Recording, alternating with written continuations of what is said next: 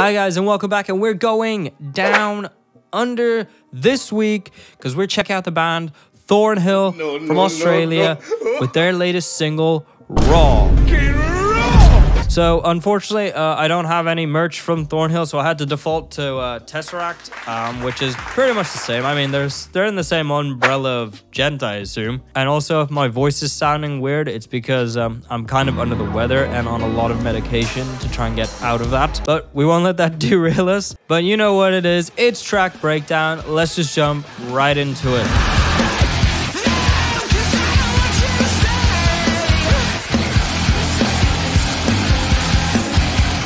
So you pretty much should know the drill by now. It's what's new, what I liked, and what I don't like. And going straight into the new, since I haven't really talked about this band ever on this channel, I might as well just do a brief overview. Because their first album was very for the chorus. It was gencore. It was a sort of like metalcore as well. And in all honesty, I didn't really like it that much. I found it very generic. I didn't really find it all that interesting.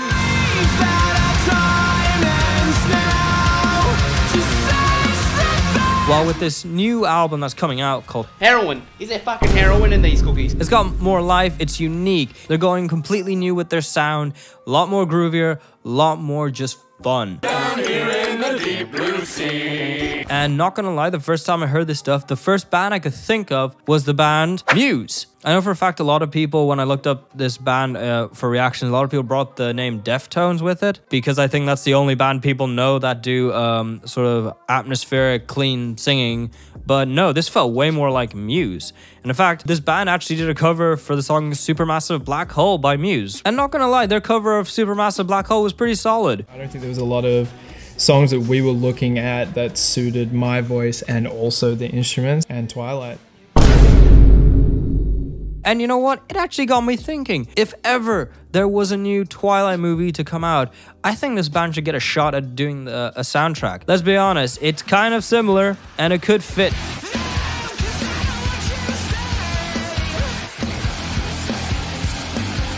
Especially with the new aesthetic, they have that whole sort of, I guess, emo, gothic, kind of grungy. Especially on the music video for Archangel, I was like, damn, this could also just be straight up a music video for a Batman movie.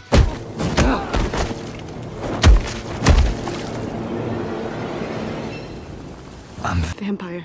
What's also new is that this is mixed by George Lever, which I'll talk about a bit later. But you know George Lever, he did Monuments, he's done Sleep Token, he's done Loathe. Those tones definitely reflect a lot in this style that they're going for. And also with the vocals, having a lot more effects, a lot more atmosphere, and really playing around with the range as well, just so that it's not as monotone.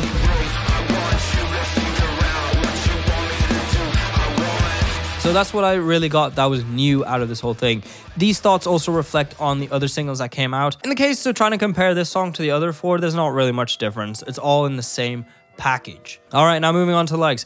And honestly, I like pretty much all of it. The 4 songs, I've dug them all, except maybe Hollywood. I thought Hollywood was a bit of a chaotic mess. Probably will take a little bit more time to simmer before I can actually like it. While Raw, it was very straightforward, somewhat simplistic, but in a good way, where the other songs definitely had more of a bigger conceptual idea, while Raw was just very straight to the point. The lyrics themselves have a very repetitive root, with each line having a similar thing, with the ending just being slightly different. As well as that, the guitar tones and the guitar writing were very simplistic, but they had a lot of weight to them. The drums were powerful, they were heavy, they had this really nice explosive feel to them. And this is, I think, a great example of how doing less can do more. Because I think a lot of bands, and even actually Thornhill with the song Hollywood, more is not always more. More can actually make things a bit bloated, very sort of, you know, fuzzy even, and you end up turning into kind of a noise band. Please, sir, I want some more. But with this band stripping back a lot for this single, it really helps when making sure everything is heard and appreciated. And in some ways it hits a bit harder. Oh yeah, and also what I love is the drummer. I don't know why the first time I saw the drummer on this particular song, he kind of just reminds me of like a dad who was asked to be on the music video, and they didn't really have a proper costume for him, so they just said, I'll just wear anything to look cool. And he's like, yeah, okay, I'm just gonna wear some shades, jacket, okay, yeah, is this cool, son? Oh, that's hot. But no hate against him. I love the drumming. He's a great drummer. Another big thing I really liked about this album as well is the mix. This was the first time George Lever took upon himself to mix this band, and my god, George Lever just knows how to kill it. Ever since I listened to the album I Let It In and Took Everything by Loathe, I have been a George Lever fanboy ever since. He just knows how to get this really unique, almost guttural but gnarlier guitar tone that is so unique to him, and it's so distinct when you hear it. And in fact, when I heard Raw for the first time, the first thing that came to my head was the guitar tone.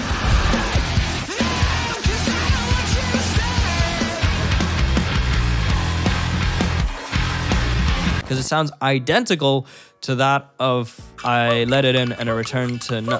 I Let It In and it took everything. Yeah, so George Lever killed it. Everything sounds massive. The guitars are beautiful and the vocal production is outstanding. You can really tell, especially I guess from working with Sleep Token for 2 albums, he just really knows how to get a really good mix for a dynamic vocalist, which the Thornhill vocalist, which I'll put his name somewhere, he's a very dynamic vocalist. So the fact George knew how to deal with that and in a way that's very creative is top notch. Moving on to the dislikes, and honestly there's not much I can really say. I guess I didn't like the fact that it was so short, but at the same time being short and sweet is kind of nice because then you end up craving for more. So in a way I dislike the fact that I'm craving for more music from this band, which I don't even know if that's a dislike then. Otherwise by that, maybe I kind of wish that the interlude they did where it really got quiet and I think the lines were like in a hole.